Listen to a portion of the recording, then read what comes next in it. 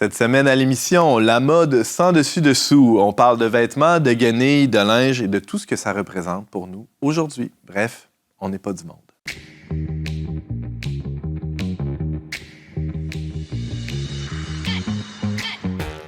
Bonjour à tous, bienvenue à votre magazine Foi et Culture. Ici Antoine Malenfant, votre animateur pour cet épisode consacré au merveilleux monde de la mode. Et je suis bien accompagné, encore une fois, pour mener ce projet à bon port.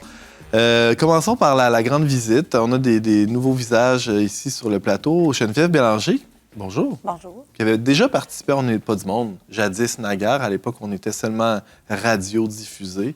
Oui. J'ai même été sur le CA du Verne. Hey! C'était très agréable. Je m'en souviens même pas. C'est plate, hein? Ça m'a pas marqué C'est comme pas passage. grave. Tu m'en veux pas? Pas du tout. J'ai rencontré du monde très intéressant. J'ai beaucoup aimé l'expérience. Ça fait déjà quelques années de Oui. ça. Ouais. Geneviève, t'es styliste. Oui. Maman aussi. Oui. Tu as déjà même eu une entreprise, une boutique de vêtements. Oui, dans le Podcast passé. Industrie sur l'avenue Magloire. C'est vrai, à Québec. Très belle boutique. On est tous nostalgiques de cette Oui, boutique. je Sûrement, sais. toi, un peu aussi, quand même. Oui, mais le deuil est fait. Ouais. Là, je suis vraiment ailleurs. OK. Ben, d'ailleurs, tu vas nous en parler dans Oui. quelques instants où tu es rendu. Avec plaisir. Tu vas nous en parler avec style, j'en suis convaincu.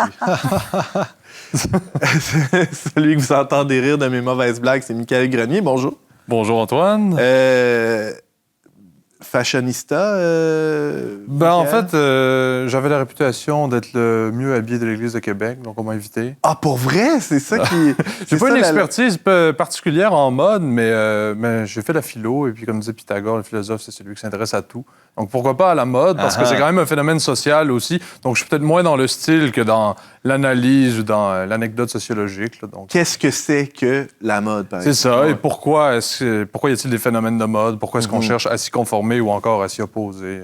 J'entends des mauvaises langues là, me dire que d'être le mieux habillé de l'Église catholique de Québec, c'est pas tant un exploit. Là. C'est comme si la compétition était non, pas même si que féroce, non? on pourrait peut-être même faire ce reproche-là. Là. C'est pas une observance méticuleuse de la pauvreté évangélique. Encore que j'ai une autre bonne anecdote à raconter à ce sujet-là, mais ce sera pour plus tard. Ah, c'est bon, garde-la précieusement, on y reviendra. Merci d'être avec nous, Michael. Merci, Antoine. Et quelqu'un qui vient de loin, des contrées lointaines des cantons de l'Estrie, hein, c'est bien ça. Bianca Boucher, bonjour. Bonjour, merci. Bienvenue, on n'est pas du monde. C'est vraiment le fun de t'avoir sur le plateau.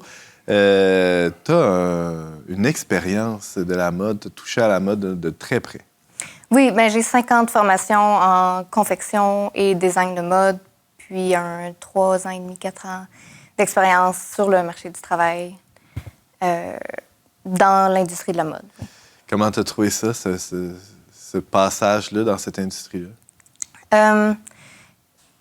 Personnellement, j'aimais beaucoup tout ce qui était comme la créativité derrière, le côté vraiment artistique. Mais quand j'ai travaillé dans l'industrie, pour moi, ça m'a vraiment désenchantée. Là. Je travaillais dans le fast fashion. Là. Fait que la consommation, et on produit beaucoup au moins cher possible. Puis, ça m'a fait quitter le milieu, en fait. Là. C'est ça précisément qui t'a fait quitter le milieu? Oui, en grande partie. C'était dans quel secteur de la mode, là, pour préciser un peu, pas obligé de nommer l'entreprise, mais quand même? Ben, moi, je faisais du design de maillots de bain pour des magasins grande surface pour l'Amérique du Nord au complet. C'était, il y avait les Costco de ce monde, les Walmart. Des gros clients. Oui, fait que c'était vraiment un produit qui touche toute la population. Ouais. Fait que, on n'était pas dans le fashion, le haut de gamme, c'était vraiment... Ce qu'on appelle communément de l'entrée de gamme. Entrée de gamme. Puis... Ce que la majorité des gens sont capables de s'acheter. Ben, c'est ça. Oui, c'est ça. Oui. Et même s'il n'y a pas des tendances aussi pointues, aussi justement à l'avant-garde qu'on peut retrouver dans la haute couture, il y a quand même un roulement des tendances. C'est-à-dire que d'une saison à l'autre, il faut passer à autre chose, puis on propose un nouveau produit. Il n'était pas question de... Ben, il y a plus qu'une saison par année, plus qu'un lancement, disons, de collection. Même à ce niveau-là. Oui, même à ce niveau-là. Mais il y a aussi des personnes qui sont portées à aller voyager pour voir c'est quoi les tendances qui sont ailleurs dans le monde. Puis on va chercher ça, on va ramener pour voir les matières, les couleurs, les imprimer, puis rendre ça le plus...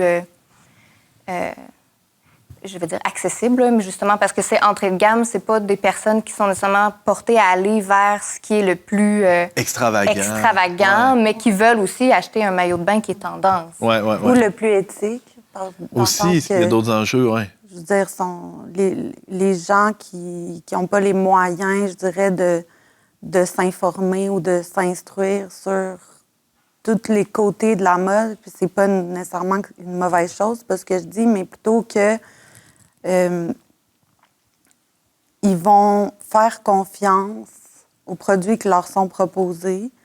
Donc, c'est pas nécessairement à eux. Ils ont déjà tellement de choses à gérer au quotidien. C'est pas nécessairement juste à eux à changer les choses. Mais non, c'est ça. Il y a plusieurs acteurs dans cette chaîne-là. Bon, toi, tu étais un des maillons de cette chaîne-là et ça t'a même poussé à t'en retirer. Là, ça va aller dans tous les sens aujourd'hui. Moi, je suis passionné par ça, spécialement parce que j'y connais rien. C'est-à-dire que j'ai très hâte de vous entendre sur votre expérience. En tout cas, spécialement vous deux. Le philosophe parlera assurément, j'ai aucun doute là-dessus. Oui. Ou il écoute, puis il écrira un livre plus tard. Ah ouais, peut-être. En vous demandant de faire la préface, peut-être. Geneviève, ton expérience là-bas, toi, tu étais ailleurs dans le spectre. Tu n'étais pas nécessairement dans l'entrée de gamme quand tu avais ta boutique. Ce dont on parle actuellement, ce à quoi ça me fait penser par rapport à mon expérience, c'est que je suis vraiment comme une outsider. Parce que j'ai pas fait d'études spécifiques dans le milieu de la mode. J'ai toujours été, du plus loin que je me rappelle, jeune, une amoureuse du vêtement, donc de l'habillement en général. Et aussi une artiste là, dans les couleurs, une créatrice. Donc, ça a toujours été mon moteur au niveau de l'habillement en général. Pour moi, la mode, ça reste quand même un rêve qui nous est vendu. On veut être comme ci ou comme quelqu'un. Ou bon, là, on est un peu tanné de telle couleur, donc on veut une nouvelle couleur ou tout ça. Donc, ça, pour moi, c'est la mode. Mais le style, c'est vraiment ce qui vient habiller ta personne, ton unicité. Donc, c'est ça que moi, c'est vraiment ça qui m'allume. Ouais. On le voit. Oui, j'adore. J'aime beaucoup. Tu fais une distinction intéressante entre la mode et le style. Oui. Ça vous rejoint, vous? C'est-à-dire que son propre, la mode, ce serait comme d'être passager, finalement, d'être soumis comme à des effets de masse inscrits dans le temps. Ben, je pense que c'est ce qu'est la mode. Je crois que c'est ce qu'est la mode. J'imagine qu'une personne comme toi, intellectuelle, philosophe, peut peut-être mieux le décrire, mais disons que je vais seconder ton point. mais je trouve ça intéressant parce qu'en vous écoutant, c'est comme si on s'aperçoit que, d'une part, il y a un segment de marché qui est le segment majoritaire, le monsieur, madame, tout le monde, classe moyenne ou classe plutôt ouvrière, qui, oui, pose ses exigences. Donc, je veux un maillot de bain correct, je veux un vêtement qui est, bon, on va dire à la mode, mais en même temps... Beau, pas cher. Bon, pas cher, mais en même temps, ils sont conditionnés par l'offre conditionne la demande d'une certaine manière. On vous dit, voici ce qui est à la mode, voici ce qui est tendance dans d'autres endroits, puis voici ce que vous devez porter. Et puis, comme j'ai pas vraiment le temps de me questionner là-dessus, mais que c'est dans les rayons du Walmart, ben je l'achète. Et puis, en gros, ça fait mon affaire. Puis, Mais reste que... Tantôt, Bianca parlait de chasseur de tendance. C'est un métier qui m'a intéressée à un certain moment parce que je trouvais ça très intéressant. Voyager pour aller explorer les cultures, les gens. Là, on est dans le rêve solide. On est dans le rêve, mais en même temps... Puis on est aussi dans, je dirais, l'humanité, là, reste que... La diversité. Oui, donc, je pense que aussi, quand on a envie d'acheter des vêtements, des choses qui nous font bien, puis pourquoi on adhère à la mode, c'est le rêve de devenir soi réellement, qui est quand même, selon moi, quelque chose de sain. Oui, parce que dans le fond, on veut juste être bien.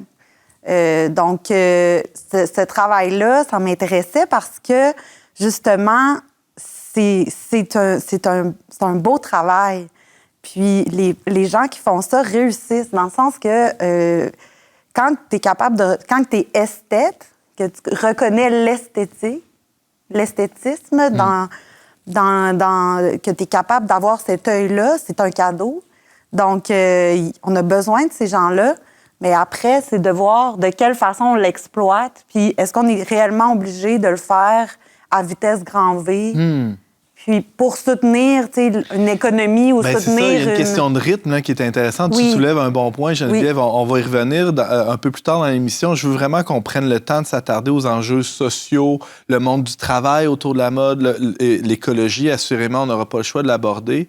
J'aimerais revenir un peu sur ton parcours, Bianca. Qu'est-ce qui fait qu'une jeune femme, tu as dit que tu as fait 5 ans d'études là-dedans, qu'est-ce qui fait qu'une jeune femme comme toi a, à un certain moment, décidé de plonger là-dedans? C'est ce rêve-là aussi que tu portais, c'est ce désir-là de faire partie d'un univers un peu quand même glamour, là, non? Ben oui, puis non, mais ça comme... Tu sais, quand j'étais au secondaire, moi, tu sais, j'étais pas très bonne à l'école. Fait que quand le secondaire a terminé, pour moi, le cégep n'était pas une option. Je voulais pas aller en sciences humaines ne sachant pas qu'est-ce que j'allais faire avec. Mais je me suis dit, je vais pas ne rien faire non plus. Fait que je me suis inscrite dans un DEP. Puis, Une formation professionnelle. Une formation professionnelle, oui.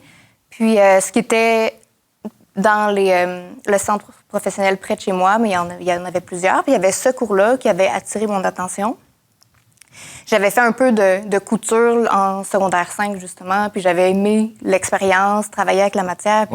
Puis, j'ai fait beaucoup d'art toute ma jeunesse, mon adolescence. Fait que, c'était quelque chose qui m'a comme vraiment attirée. Ça te permettait d'exprimer ta créativité d'une certaine manière? Oui, puis mais c'est que j'ai embarqué dans ça, sachant pas du tout où je m'en allais. Puis finalement, plus j'en faisais, plus j'aimais travailler le textile. Puis j'ai travaillé le cuir, ça j'ai vraiment aimé aussi, les grosses machines, c'est comme... C'est confectionner quelque chose, c'est vraiment mathématique aussi parce que tu travailles de la matière à plat qui est complètement 2D. Tu dois la penser 3D, puis là tu l'assembles, puis là il faut que ça te donne quelque chose qui fit bien sur un corps humain qui est comme pas du tout... non, c'est ça. Qui n'est pas un gros cube, là. Qui est une forme atypique. Dans le sens, chaque corps est différent. En plus, oui, c'est ça. Donc, c'est vrai. C'est de l'artisanat, finalement. Dans le fond, il y a un défi. Oui. Puis c'est pas juste... j'aime créer, puis je vais arriver à faire quelque chose. Faut quand même avoir un don là, pour être capable de travailler la matière, puis que ça te donne ce que tu veux que ça donne, puis ce qu'il y a dans ta tête. C'est pas de la création dans les nuages, là, ça, c'est très pratique, c'est très... Wow! C'est vrai que c'est un travail aussi, le travail de l'artisan que tu décris là, Bianca, qui est un peu... je dirais, presque caché dans les sociétés nord-américaines. Il suffit d'aller en Europe, par exemple, en Italie, il y a quand même une tradition de confection de vêtements. On se promène dans n'importe quelle rue d'une grande ville et puis on voit une mercerie où vraiment on peut se faire tailler un veston sur mesure, etc. On a un peu perdu ça de vue, puis on oublie justement le travail incroyable qu'il y a derrière le vêtement, tellement c'est devenu un bien de consommation rapide et accessible, puis... Comme tu l'as dit, ça fait perdre de vue, justement, les différences de morphologie, puis le vêtement est comme inadapté. Là. Ça me fait penser à quelque chose qu'il dit par rapport en Italie et tout. C'est drôle parce que dans les années 90, au Québec, on était, même avant, là, en fait, depuis les années 50, même, on était des très grands producteurs textiles. Il y avait beaucoup de couturières.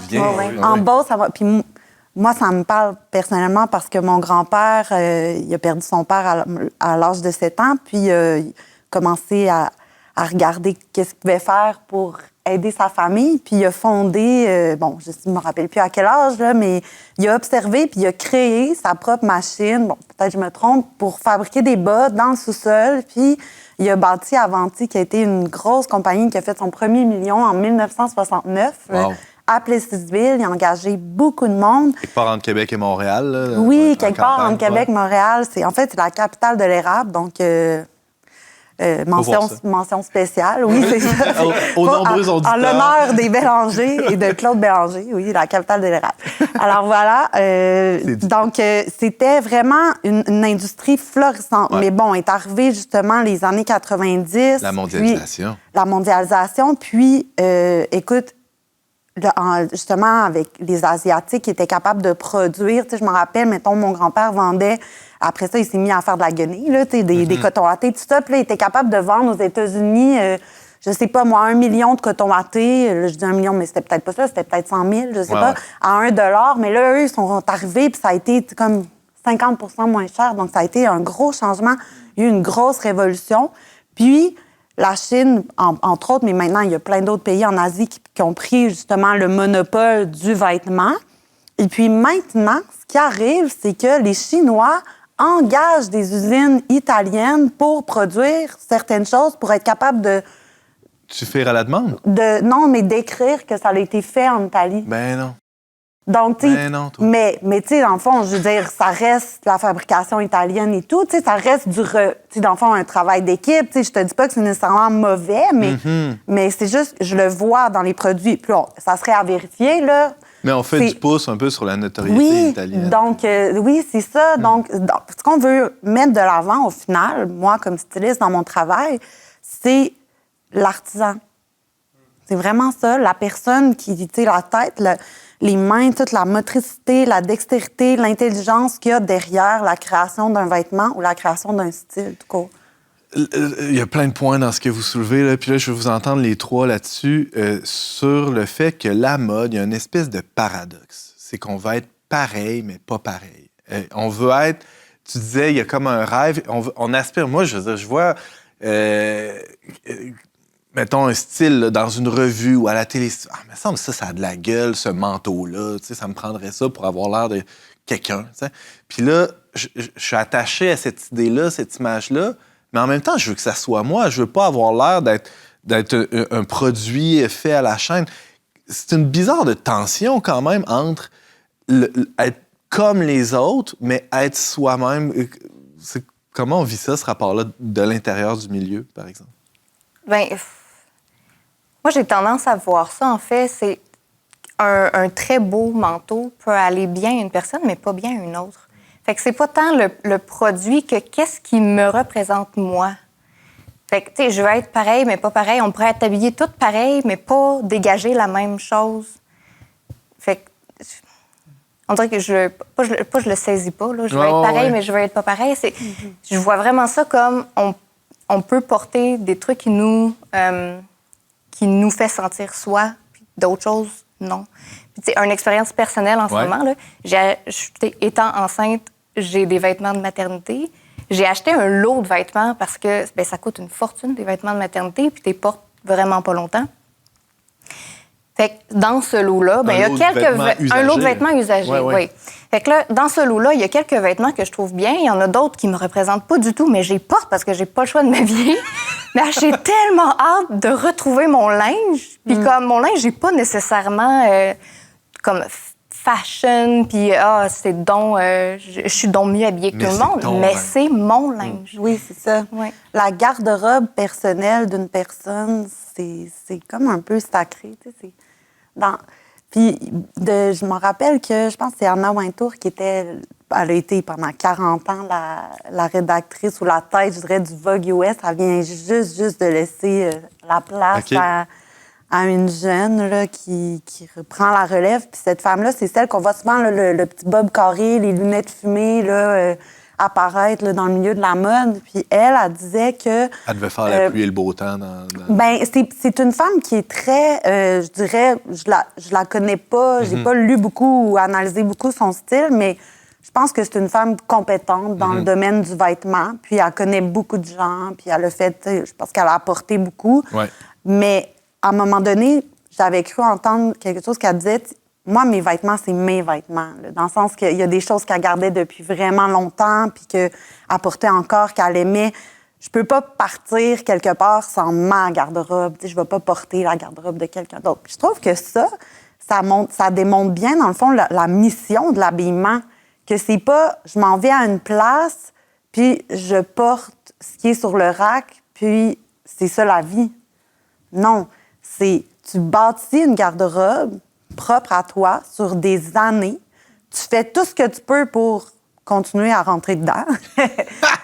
À grossesse ou pas, tu sais, on fait de notre mieux. Puis si jamais ça revient pas, oui, mais si jamais ça revient pas, tu gardes les choses très importantes. D'autres, t'as pas le choix de t'en départir, mais tu refais, tu réinvestis. T'as pas le choix d'avoir une garde-robe de base qui habille bien ton corps. C'est comme une façon de respecter l'être que Dieu a créé, selon moi. Oui, mais ça prend des moyens quand même. Ça prend des moyens ou ça prend du temps, mais moi, je pense, entre autres, mettons, à ma sœur Rebecca, qui vit quand même dans la frugalité, là, puis elle s'habille très bien. Rebecca, elle chine beaucoup. Moi aussi, je chine beaucoup. Ça veut dire Donc, quoi, on va chiner, c'est thrifter en anglais. Donc, c'est comme aller dans des friperies, des sous-sols d'églises, peu importe où, connaître les endroits où est-ce que les gens donnent, puis trouver des vêtements. Écoute, même encore cette semaine, j'étais allée au centre communautaire de mon quartier, puis j'ai trouvé un bomber en Suède. Toi, tu aurais capoté. Ben, je suis sûre que tu aurais pu le porter. Peut-être pas dans le travail ou tout ça, mais tu sais, mettons, peut-être juste aller au resto avec ta femme, tu sais, de quoi. Ouais. Mais il y a toujours des petites pièces qu'on garde pour nos petits moments sucrés. Mais c'est vrai que c'est développé vraiment tout un trend là, autour d'aller en friperie puis tout ça. Oui. C'est parti d'un motif éthique, c'est-à-dire, ben regardez, j'ai un vieux pull trop grand que j'ai rapiécé, mais au moins je suis une bonne personne, je n'exploite pas un enfant au Bangladesh parce qu'il a été fabriqué à Saint-Georges-de-Beauce en 1991, ou encore parce que les matériaux qui le composent sont tellement indestructibles que 30 ans plus tard, il est encore bon. Sauf que petit à petit, on les a vidés, les friperies, à force de tendance. Je me souviens, il y a quelques années, je faisais partie c'était dans une autre phase, là, de mon style, mais où des gens un peu pionniers qui allaient dans la friperie comme ça, puis vite, ça s'est comme vidé. Je sais pas si les gens... C'est comme si le secret ou la mèche s'était vendu. Ouais. Puis je me suis même aperçu que j'habitais sur la rue Boivin, avant, juste à Sainte-Foy. Il y avait une friperie et la section des femmes était toujours pleine. Comme si, je sais pas, il y avait plus de roulement, alors que la section des hommes était vide. Tout le monde s'était emparé des vêtements qu'il y avait là, puis tout à coup, il n'y avait plus de renouvellement. Puis ironiquement, aujourd'hui, beaucoup de vêtements neufs ressemblent à des vêtements tout droit sortis d'une friperie. Il y a même des grandes chaînes qui ont une section friperie maintenant, donc on n'y comprend plus rien, là, vraiment. Non, c'est ça. Mais on peut vraiment faire des belles trouvailles de garde-robe, je dirais, qui va perdurer dans le temps. Donc, apprendre à connaître, son corps, ses goûts, de faire un petit travail aussi sur qu'est-ce qu'on a envie, sur notre image. Là. C'est très intéressant. Oui, puis là, ce que tu décris là, j'entends, ça peut facilement verser vers un excès, justement, ça peut devenir presque une forme d'idolâtrie ou Tout à fait. Il y a comme n'importe quoi. C'est comme n'importe quoi. C'est sûr que moi, je travaille là-dedans. C'est mon combat du quotidien. T'es plus exposé à oui, ces c'est sûr. C'est sûr que je suis une personne qui dépense quand même beaucoup. Heureusement que j'ai quand même un petit peu plus de moyens que d'autres, mais je donne beaucoup aussi. Et puis, je thrift, je chine, et pour beaucoup de monde que je connais.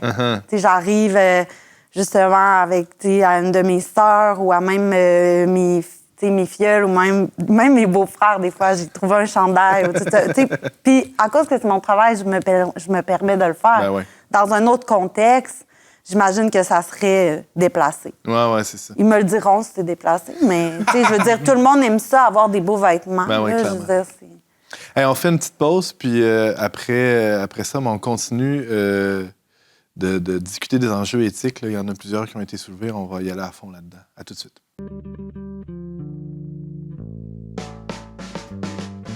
On n'est pas du monde est une émission produite par l'équipe du magazine Le Verbe.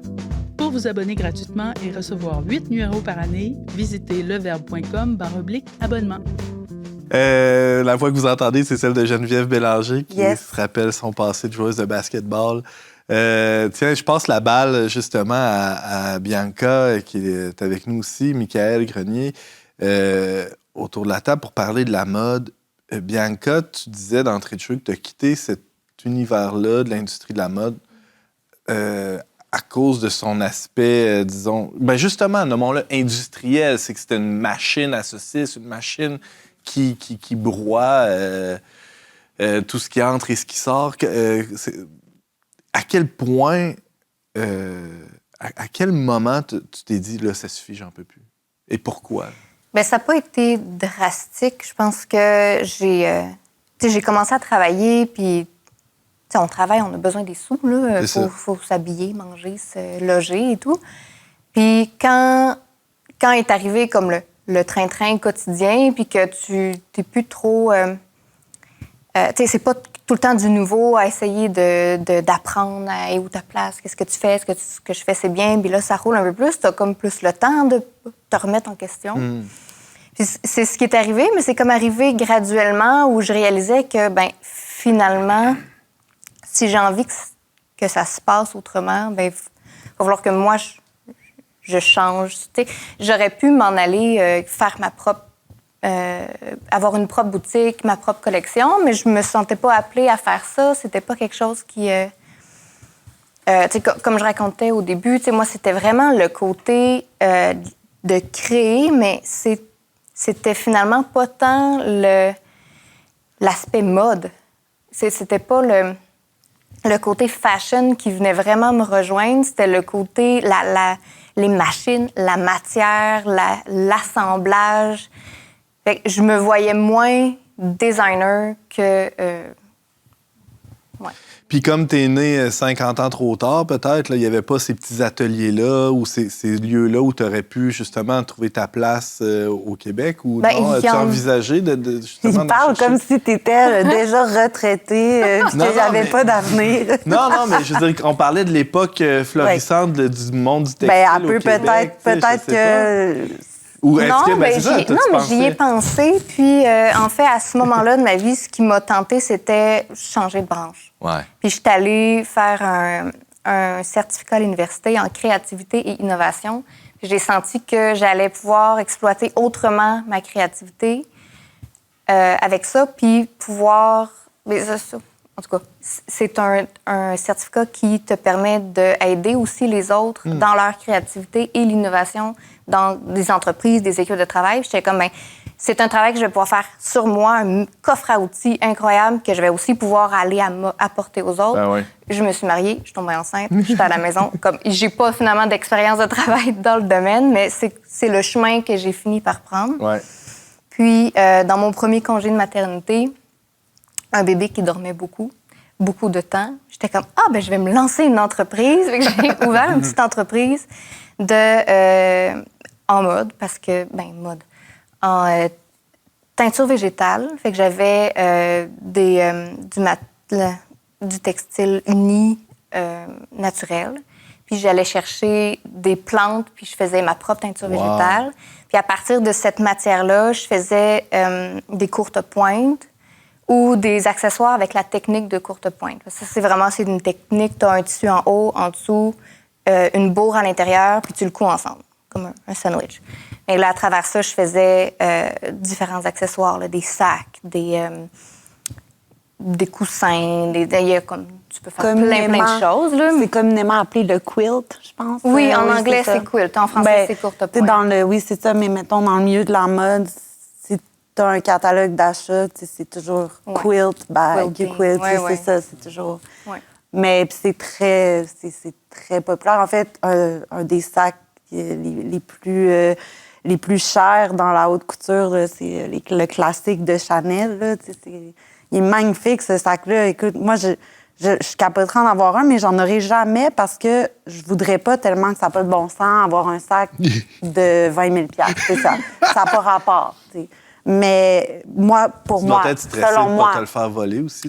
En fait, c'est juste que ça me représente pas. Dans le sens que je juge pas les gens. Pour vrai, je vois des gens, des fois, marcher avec ça, puis je suis comme, c'est beau. Puis je pense pas plus loin. Mais on revient sur ça depuis tantôt. Ça me représente pas, c'est pas moi. C'est l'espèce... Je parle des valeurs. Non, mais c'est ça. Mais aussi, même physiquement... Le vêtement a un sens, une utilité bien au-delà, évidemment, sinon on aurait toute une jaquette grise, là, bien au-delà de nous protéger des intempéries, puis du froid. Puis on fera pas l'histoire du vêtement ici, là, c'est pas ça le but, mais la fonction du vêtement dépasse largement sa fonction première qui est de nous vêtir, c'est-à-dire qu'on parle à travers nos vêtements. Mais c'est manifeste, par exemple, dans les entreprises ou au premier chef, dans l'armée. Dès qu'on repère le vêtement de quelqu'un, on peut connaître son grade, sa fonction, etc. Dans l'Église aussi, c'est très évident. Je veux dire, les cardinaux sont en rouge, les évêques en violet. Ensuite de ça, les prêtres, ça va dépendre du temps liturgique aussi. On peut signifier différentes choses par la couleur de Mais l'habillement. ça, c'est des sociétés hyper normées, mais dans le monde d'aujourd'hui... Mais le monde d'aujourd'hui est normé différemment. Mais comme, si je fais une interprétation marxiste de la société, il y a une lutte de classe là, qui se joue sous nos yeux sans qu'on s'en aperçoive vraiment. Donc, et les classes, la classe, disons, ouvrière cherche un peu à monter vers le haut, disons, à rejoindre la classe exploitante, disons. Et ça, je trouve que c'est manifeste par un phénomène qui s'appelle le Costco. Parce que Costco, c'est pas des farces, c'est sorti sur CNBC, je crois, la semaine dernière, un reportage très intéressant aux États-Unis. C'est un des plus gros détaillants de vêtements présentement. Ils font de meilleures affaires que Gap, que Abercrombie, qu'un tas de grandes marques là, de prêt-à-porter. Avec 3 modèles de T-shirts. Avec 3 modèles de T-shirts, mais c'est de mieux en mieux. C'est-à-dire qu'ils ont compris qu'en faisant entrer des marques comme Adidas, Nike, Eddie Bauer, ils pouvaient aller chercher une clientèle de gens qui, justement, ne sont pas trop versés dans la mode. Là, ils s'habillent au Costco. Mais moi-même, je m'habille au Costco. J'ai aucun problème péché, avec ça. ouais, c'est ça. C'est pas péché du tout. Mais je veux quand même m'afficher avec du Nike sur le dos, avec du Adidas. Sauf que ils font des deals avec ces compagnies-là pour faire des segments qui ne sont vendus qu'au Costco. Donc, le Adidas que j'achète au Costco, il est en coton ouaté, on dirait au Québec, donc en pantalon de jogging, là, molletonné. Ouais. Alors que le vrai Adidas, là, il est en polyester, il coûte le double du prix. Et donc, les initiés peuvent reconnaître, moi, j'ai quand même pas acheté au Costco non plus. Mais il y a la marque quand même. C'est ça. Ouais, donc, il y a comme 2 standards. Dans beaucoup de marques, on remarque cette stratégie-là, là, où on cherche à s'infiltrer. Mais ça reste l'entrée de gamme. C'est ça. Oui. Mais il y a la stratégie ascendante, là, c'est-à-dire justement la classe moins aisée là, qui aspire justement à un certain luxe ou à une certaine représentation qui lui permettrait d'accéder à des milieux plus élevés, là, symboliquement. Mais il y a aussi tout ce phénomène, dans la haute couture, on revoit ça, des éléments de la culture populaire qui sont intégrés à la haute couture.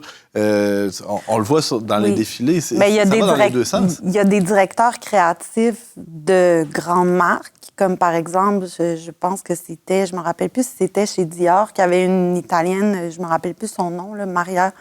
Elle, en tout cas, elle a travaillé dans plusieurs grandes marques, je dirais, de haute couture. Créatrice de Miu Miu, là, je pense, qui est aussi en haute couture. Et puis, elle a intégré des éléments dans les dernières années. Elle est allée vraiment mettre en valeur l'artisanat. Moi, j'ai trouvé ça magnifique, ce qu'elle a fait. Puis, j'espère qu'il va en avoir de plus en plus parce que ça fait vivre beaucoup de monde qui cherche justement un peu plus de simplicité et de pureté au quotidien, qui vivent de façon plus lente. Donc, je suis pour ça, qu'on intègre de plus en plus ça. Je me souviens quand on allait te visiter là, avec mon épouse à ta boutique, tu étais une grande défenseur là, de payer un petit peu plus, mais pour un vêtement qui va durer 3 fois plus longtemps, c'est un investissement qui est vraiment... En fait, on pourrait dire, en quelque sorte, moi, j'ai pas les moyens d'acheter cheap. Oui, c'est ça. J'ai pas les moyens de renouveler ma garde-robe. Mais c'est vrai, cette chose. Il y en a qui, on l'entend souvent, il n'y a rien qui coûte plus cher que d'acheter cheap. C'est vrai. Tu rachètes tout le temps. C'est ça. Ça brise, tu rachètes. Oui. Mais en fait, c'est comme si tu t'es saoulé par ton quotidien. Moi, je le vois que quand justement, je prends des pauses maintenant dans mon travail parce qu'il y a des moments où je suis vraiment trop dans les magasins. Puis là, je viens saouler. Là, je me rends compte qu'il y a des choses que j'aurais pas dû acheter. Là, je commence à plus... Comme si ça t'étourdissait, ça te... Oui. On consomme pas que pour s'habiller. Puis là, je comme un consomme... divertissement. Oui, mais tu sais, je consomme pas juste pour moi. Là, je consomme pour mes 6 enfants, mon mari. Puis, je l'ai dit tantôt, je magasine pour tout le monde en même temps. Fait que, mais c'est ça. C'est là, à un moment donné, de savoir où poser ses limites, d'apprendre à se connaître. Mais il faut justement arrêter de rentrer du stock puis après, tout mettre dans des sacs noirs, aller porter ça. Si c'est de la crap que tu mets dans les sacs noirs, il n'y a personne qui va la garder. Donc, moi, tu vois, ce que j'ai appris à faire aussi, puis pour avoir fait du bénévolat au centre communautaire de mon quartier, dans justement la friperie, parce qu'il y a eu un temps justement où est-ce que là, tu sais, mon mari travaillait pas à ce moment-là, fait que je me suis dit, je vais essayer de trouver des vêtements aux enfants. On a tous des moments dans notre vie où est-ce que, on a besoin de s'habiller. Mais je voulais de la qualité, puis j'ai trouvé plein de belles choses. Puis j'ai vu aussi c'était quoi recevoir des sacs de crap quand tu travailles dans un centre communautaire. Tu sors ça, puis tu sais, le vêtement se tient pas. En fait, c'est ça. C'est vraiment... Et c'est pas nécessairement un vêtement qui a été porté pendant 20 ans. Non, là, c'est ça. C'est quelque chose d'assez C'est sûr qu'il y a des marques qu'on nommera pas, qu'on décidait même pas de garder dès qu'on voyait l'étiquette. Là, on peut pas mettre ça sur des supports, ça n'a pas de bon sens. Mais puis maintenant, quand que je donne des vêtements, je prends quand même le soin de vérifier qu'il n'est pas taché, qu'il n'est pas... Ou s'il est taché, je le sais que c'est de la qualité. Puis même des fois, je le fais tremper pendant... Je l'utiliserai plus, puis je le fais tremper quand même pendant une semaine dans l'OxyClean, puis j'essaie de faire partir la tache avant de le donner parce que je suis consciente de la personne, de où est-ce qu'il va se rendre. Ouais. Mais ça, c'est un apprentissage, c'est de l'éducation. Mais moi, il a fallu que je le voie pour c'est ça. Ton expérience t'a permis de te conscientiser à ça. C'est ça. Bianca? J'ai juste envie de faire un rebond. On parle de consommer la mode et tout, mais on n'a pas besoin d'avoir tellement de ressources pour être capable de s'habiller, de bien s'habiller. C'est sûr, c'est quelque chose qui peut se bâtir, que ça peut prendre plus de temps parce que tu recherches justement dans des friperies ou des Faut choses pas être comme pressé, ça. là. Mais c'est ça, c'est là où ça coûte souvent cher quand t'es pressé. Fait que t'as fait comme de prendre le temps... Je pense à moi dans quelques jours avant Pâques ou avant Noël où là, ça prend absolument un pantalon puis là, je suis prêt à payer un prix. Mais le pire, c'est que tu pourrais y penser quand même pas mal d'avance. Je sais que ça vient à chaque année. C'est un peu con, là. Tu le sais, c'est quand les bons moments, tu sais. Excuse-moi, je Ou juste être capable de repérer, tu sais, quand tel magasin, telle chose...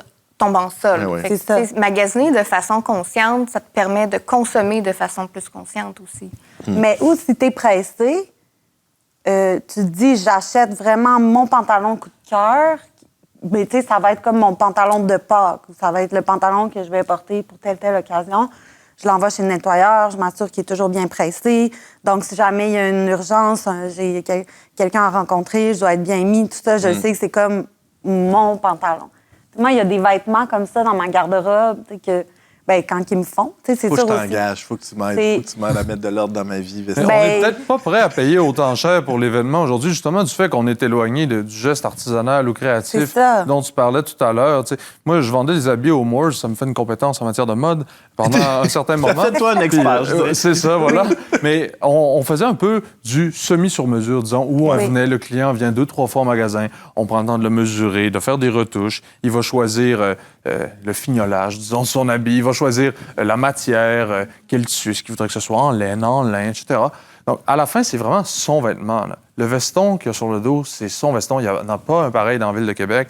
Il l'habille parfaitement. Donc, on ne va pas le jeter facilement comme ça pour le donner en se disant « ça m'a pas coûté cher ». D'un, parce qu'on sait pourquoi on a payé. Donc, on est plus partant à mettre un prix conséquent.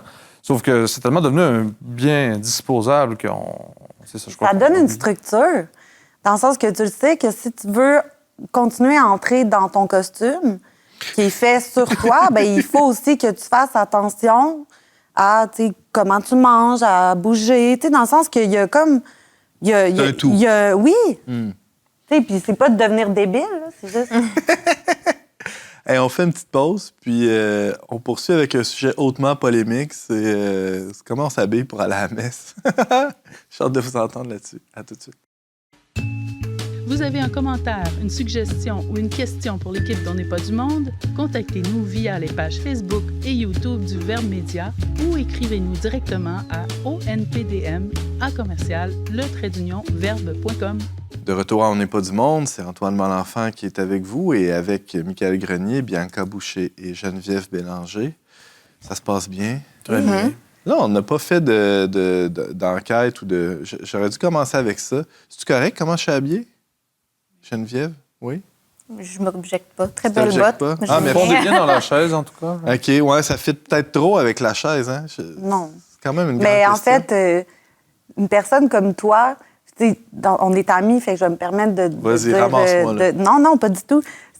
Au contraire, c'est juste, t'es une personne tellement au monde, tellement sociable que rendu là, c'est vraiment le vêtement qui t'habille. Dans le sens que je pense que quand t'es dans une pièce, peu importe ce que tu mets, ça fit quand même. Je vais essayer le coton ouaté la prochaine fois. Là. Je te vois pas avec ça. Ah, c'est ça. Non. Mais tu as toujours eu naturellement aussi cette capacité. Un intérêt. Mais un intérêt, puis ta ouais. femme aussi, puis les enfants sont toujours bien habillés. T'es fine, ça va faire Vraiment. plaisir à ma femme d'entendre ça. Ben là, oui. C'est tellement d'ouvrage. C'est Non, vraiment mais de l'ouvrage. Oui, c'est de l'ouvrage. On va se le dire. C'est ça. On parlait un peu plus tôt de la préoccupation qui ne doit pas devenir non plus... ça ne doit pas prendre toute la place, mais c'est pas long qu'on se fait embarquer dans une espèce de tourbillon. Puis là, en fait, comme croyant aussi, chaque semaine, on s'expose à un certain jugement. C'est-à-dire, bon, les catholiques vont à la messe, peut-être les autres... cultes, là, on leur rencontre aussi hebdomadaire, où là, c'est une sortie publique, en plus avec les enfants, tout ça, où on s'expose au regard des autres. Et le vêtement, en fait, ne serait-ce que quand on va travailler... Moi, ma femme, des fois, elle dit... Elle ne sera pas contente d'entendre ça, mais je le dis quand même. Ben là, j'ai mis ça la semaine passée. Puis là, je lui dis... Je pense pas que, mettons, Marie, qui est là avec nous... derrière les caméras. Je pense pas que Marie tient un registre Excel avec qu'est-ce que Marie-Claude a mis la Mais je semaine pense pas passée. que c'est ça qu'elle veut dire. Non? Non. Toi, tu penses quoi, Bianca, qu'elle veut dire quand elle dit ça? Je sais pas. Ben, exemple, j'essaye de varier, moi aussi. Oui. Ouais. Mais je pense Pour que ça quelle fait raison? du bien. Ouais. Parce qu'on parle de rythme là, depuis tantôt. Là. Oui. On veut ce changement-là. Entre guillemets, on a besoin de cette nouveauté-là, ce changement-là. En tout cas, ce besoin-là, il est peut-être créé de toutes pièces par l'industrie, mais... Mais même d'un point de vue personnel, on a l'impression de faire peau neuve quand on endosse un nouveau vêtement. Par contre, on se sent un peu nouveau, renouvelé. Pas complètement, mais quand même un peu. Donc, oui, il y a le faire pour les autres, mais même si je vais me promener au bord de la rivière tout seul ou je vais au café une journée, des fois, je suis heureux de mettre ma chemise, même si je croiserai personne que j'ai envie d'impressionner. Donc, je pense qu'il y a quand même un geste d'affirmation personnelle. Ouais, c'est ça. Là. Mais ça nous met dans une disposition aussi. Tu sais, on le voilà. sait tous, quand on parle de... quand on passe du pyjama au je m'habille, là, on devient une autre personne. Là. Comme la journée commence. Là, même d'ailleurs, c'est recommandé par les médecins aux gens qui traversent un épisode, par exemple, de santé mentale, qui les cloue à la maison, par exemple, de se lever le matin et de faire comme s'ils sortaient, notamment par l'habillement. Donc, l'hygiène, mais l'habillement. Puis on comprend tout de suite pourquoi. Moi-même, quand je rédige, j'ai des journées de rédaction où je suis seul à la maison. Si je me réveille le matin, je me rase, je mets ma chemise, comme si je sortais... pour venir à On n'est pas du monde, mettons. Wow. Là, je suis bien plus productif que si je Mais garde c'est mon un coton décorum. Ouais. C'est vraiment comment on vient habiter l'espace. Je pense à mon mari qui il travaille de la maison. Il peut bien s'habiller comme il veut. Il met sa chemise pour travailler. Wow. Mais il met un T-shirt la fin de semaine. Mais il est en bobette dans le bas, là. Il fait tout le temps. Non, t'es pas obligé de le dire. C'est son petit secret. Ça me fait penser à deux trucs. D'un côté, il y a mes enfants qui aimeraient donc ça, s'habiller en coton ouaté pour aller à l'école. En fait, moi, je dis même en pyjama, c'est presque ça, là, des fois. Il y a vraiment une tendance. Il y a une grosse dans tendance les écoles secondaires, au mou, là, dans les écoles secondaires, spécialement le pantalon, très, très large.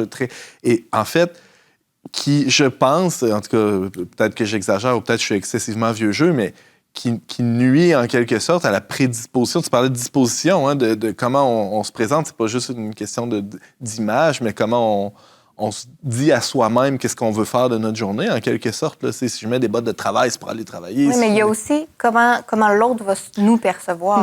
Tu sais, si je m'en vais dans un cours à l'université, puis je suis étudiante, puis j'arrive là en pyjama, je respecte pas du tout l'enseignant qui a préparé tout son cours pour venir comme enseigner. Tu sais, si moi, dans ma chaise, c'est comme si je me fous complètement là, de l'autre personne. Tu sais, moi, je perçois ça comme un manque de respect, même s'il y en a qui... Oui, mais ça, de dire ça, ça va quand même contre l'espèce d'idée générale que l'habillement, c'est d'abord, avant tout, et presque exclusivement un mode d'expression de soi. Tu sais, dans le fond, si moi, je me sens bien en coton ouaté, j'ai pas à me soucier de comment toi, tu vas te sentir respecté ou pas. Là, je me fais un peu l'avocat du diable, tu comprends? C'est un peu un équilibre l'individualisme, qui est là, pas- rendu Ben là, ouais. c'est de voir, Mais j'imagine c'est que comme tu peux en- décider de s'aveugler sur une partie de la réalité qui est quand même... On existe dans le regard des autres. Là. On n'existe pas que par soi-même. Là. Je veux dire, on vit pas seul. Puis je me souviendrai toujours, il y a une parole du philosophe Malebranche qui dit « On écoute mieux les sophistes parce qu'ils ont des beaux collets de chemise bien repassés que les philosophes. » Autrement dit, même si ce qu'ils disent, c'est n'importe quoi, ben on les écoute parce qu'ils ont de belles chemises blanches, bien pressées. Et d'ailleurs, c'est très vrai. J'en ai fait l'expérience à un moment donné dans un congrès à l'université. Il y avait une personne très, très douée là, qui a eu... plusieurs bourses, qui est une personne qui avait sans doute une colonne de A sur son relevé de notes et qui était vraiment quelqu'un de doué, mais qui était toujours en coton ouaté, qui est arrivé là, et avec quelqu'un de peut-être aussi doué, peut-être pas, en tout cas, mais qui avait une chemise. Et c'est comme si tout l'auditoire me disait « Mais lui, celui qui a parlé avec la chemise, on voyait, ça avait l'air de faire du sens, il parlait bien. » Puis l'autre, juste la posture, le coton ouaté, c'est comme si on discréditait ce qu'il disait, alors que pour un initié, on voyait bien que sa recherche était étayée, que tout était correct, ce qu'il avait dit était bien, mais la plupart des gens ne sont pas des initiés de ce qu'on dit, ou alors ils nous connaissent pas pour ce qu'on est vraiment. Donc, ils nous jugent à l'habit. C'est plate, mais c'est On n'a vrai. pas le choix de jouer le jeu, finalement. C'est une grande pièce de théâtre dans laquelle on doit jouer, on doit faire Ben, partie de ça, disons. Je pense que justement, mon travail, c'est pour ces gens-là, les gens qui doivent justement avoir un certain décorum, puis c'est de juste dire, ben là, qu'est-ce qu'on peut faire pour que tu te dénatures pas trop, mais que, tu sais, les gens écoutent ce que tu as à dire. Parce que, tu sais, t'as bien beau être calé puis avoir une ligne de A, mais puis t'es intelligent et tout, mais si tout le monde écoute pas ce que tu dis, au Ça sert à rien. final, ça sert à quoi? Donc, c'est un peu ça, c'est de dire que oui, il y a une certaine norme qui c'est vraiment quand même très... C'est souple comparé à une oui, certaine époque. Là. écoute, fut un temps où quand c'était l'aristocratie qui menait, là, dans le sens que eux, tu sais, c'est... Les codes il y a étaient une plus Bible, là, rigides, ouais. il y a une Bible sur ce que tu peux mettre ou pas mettre. Les enfants, jusqu'à 16 ans, c'est la mère qui décide, qui met les vêtements déjà placés, tout bien repassé. Comme chez vous à la maison. Dans le garde-robe. Écoute, moi, des fois, je leur fais des petits kits parce que j'aime ça. Mais tu sais, des fois, ils restent là. Donc, mais bon. Mais j'ai l'impression aussi que parfois, il peut y avoir, encore dans mon expérience de mercier, lorsque j'habillais, par exemple, des garçons d'honneur. Là, il arrive 4 gars de construction en bottes à cap pleines de terre, que là, le magasin ferme dans 30 minutes, mais il faut qu'ils essayent l'habit de location quand même parce que leur ami se marie dans 2 semaines. Ils aiment pas ça, mettre des vestons. Mais là, il faut leur en mettre un sur le dos. Puis c'est comme si, des fois, ils embrassent leur, on va dire, c'est pas gentil le mot peut-être, là, mais illitératie stylistique. Là. C'est comme, je ne sais tellement pas comment m'habiller à la mode que c'est ma mode, presque. D'avoir un coton ouaté trop grand, des bottes à cap, peu importe.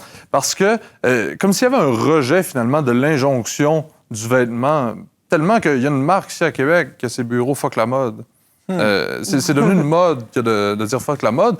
Ils en ont fait leur marque de commerce. Donc, ça montre bien qu'il y a tout un pan de la population qui rejette un peu l'injonction de on doit s'endimancher. Ou, Ouais. Dans le sens que moi, je trouve pas nécessairement que, mettons, un gars de bois qui décide que, tu sais, lui, il reste habillé comme ça et tout, tu sais, en sens, ça reste quand même le choix de son quotidien et tout.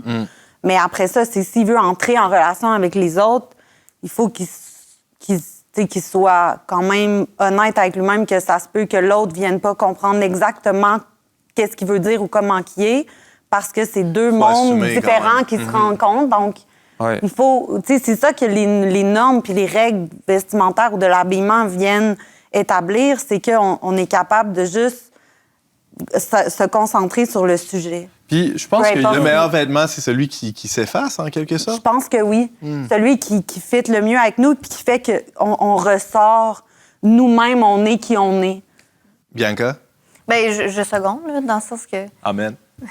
Mais il y en a des grands créateurs, même des gens connus qui disaient ça. Ouais. Mais je pense aussi que dans le phénomène de mode, il y a d'une part, oui, toutes les modes qui sont lancées justement par des créateurs. C'est l'artiste qui lance quelque chose, puis là, ça vient d'en haut vers la masse des consommateurs. Mais il y a aussi le phénomène implicite de la mode qu'on pourrait dire bottom-up. C'est-à-dire, les gars de construction, toi ou moi ou Antoine Malenfant, tiens, arriverait avec son veston sur un chantier de construction dans la cour des bureaux du Verbe. Il y a comme une mode implicite. Et sur le chantier, c'est lui qui n'est pas à la mode, parce qu'il n'y a pas de bottes Kodiak. Mais au lieu d'avoir un coton ouaté Caterpillar, ben, il y a un veston bleu. C'est lui qui est fragile là, dans cette situation-là, puis qui est comme discrédité implicitement. C'est juste que là, on ne va pas appeler ça de la mode, mais je pense qu'il y a une partie de ce qu'on appelle mode. Il y a des faux pas dans les deux sens. C'est l'injonction de on doit s'habiller comme ça dans telle circonstance. Puis tellement que, mettons, Les Doc Martens, je donne cet exemple-là, c'était le vêtement contre-culturel. Le symbole punk. Le symbole punk pendant des décennies. Là, tout à coup, c'est devenu tellement mainstream que là, la contre-culture n'a pas eu le choix de s'adapter parce que sa job, c'est de s'opposer à la culture. Donc là, c'est devenu la culture. Un peu comme les mimes, là, les jeunes dans la classe là, avec le 6-7. Mais là, maintenant que les profs le disent, ils veulent plus dire ça parce que là, c'est rendu un truc de vieux. C'est un peu comme si il y a toujours des segments de population qui s'identifient les uns aux autres ou qui s'opposent les uns aux autres, je pense, dans le phénomène je pense, de mode. personnellement, là, je pense que c'est justement ce qui est... Je vais philosopher un peu ou pas, je sais pas, là, mais... T'as le droit, quand t'es pas super bien avec toi-même, tu veux ressembler à tout le monde. Et à force de vouloir ressembler à tout le monde, ben t'es pas toi, je trouve. Donc, c'est justement ça, c'est que les jeunes, ils ont une immaturité sur leur personne. Une quête identitaire aussi. Une quête identitaire qui fait qu'ils veulent surtout pas être associés à la différence. La personne plus vieille qui a créé le monde comme il est, elle dans le sens que c'est comme si on était l'opposé complètement de ce qu'ils veulent être. Puis les modes, c'est ça, c'est pour ça que ça revient. Je c'est que veux là, pas être habillé comme mon père. Ben c'est ça. Mais au final, au lieu de rentrer en relation, d'accepter d'obéir ou d'être coaché pour grandir, puis aller quelque part, puis ça s'applique dans plusieurs facteurs de la vie, là, mais dont l'habillement. Je m'adresse aux parents, c'est pas évident, justement, ce coaching-là, c'est-à-dire il y a une marge d'accompagnement, il y a une marge aussi de liberté qui est nécessaire. Bon, tes enfants sont encore jeunes, l'aîné a 3 ans. 3 ans et demi. Est-ce Mais qu'il résiste? j'en ai un en garde partagée. OK. Je suis pas la mère biologique, mais il est adolescent, 13 ans.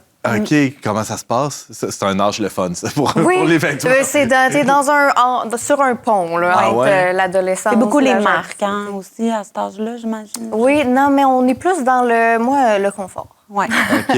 Fait que peu importe, des cotons boités, tachés, troués, mais tant que je suis bien dedans. Là. C'est Fait Puis le que, rôle des parents dans cet accompagnement-là, comment toi tu vois ça, Bianca? c'est nous qui fait la garde-robe au final. C'est comme on est encore à l'âge que c'est nous qui payons les morceaux, fait qu'on a comme un mot à dire, je pense. Je pense aussi que c'est important de respecter l'autre dans comment il a envie d'être dans son vêtement. Fait que il y a un certain équilibre entre comme ce qui est dans sa garde-robe, parce que même à ça, je pourrais lui acheter le pantalon qui, à mon avis, à moi, est le plus beau. Lui, s'il le porte pas, Ça sert à rien. ça sert à rien, là, totalement. Mais même de être coaché, là, juste dire hey, regarde là, ton pantalon, il commence à être troué, tout ça, veux-tu que je te montre? T'sais, là, je l'ai jamais fait avec un de mes enfants, là, fait que c'est comme juste une idée utopique. Tu te le dis à toi-même, là, mais une idée, Ouais. de dire veux-tu qu'on le répare ou veux-tu qu'on fasse, je sais pas, essayer de coacher plus. C'est quelque chose que je médite beaucoup ces temps-ci avec la jeunesse, puis des fois, je dis justement à mes enfants, « Hey, tu sais quoi, ça accepte donc d'être coaché. Tu sais, genre juste un petit peu. De dire, ah ouais, c'est vrai, elle a peut-être un peu plus d'expérience. Fait que dans le vêtement, c'est un de mes défis, là, présentement. Mais tu donnes des ateliers de stylisme, d'ailleurs, dans une Ben école oui. secondaire où tu coaches des jeunes. Oui. Comment ils Ben, réagissent, comment ils vivent ça? Ce que je remarque, c'est que ceux qui acceptent le plus d'être coachés, c'est, en tout cas, selon mon expérience, c'est ceux qui sont des fois les plus marginaux. Ah ouais. Comme par exemple, une gang au secondaire, ils veulent... Bon, je regardais les costumes d'Halloween.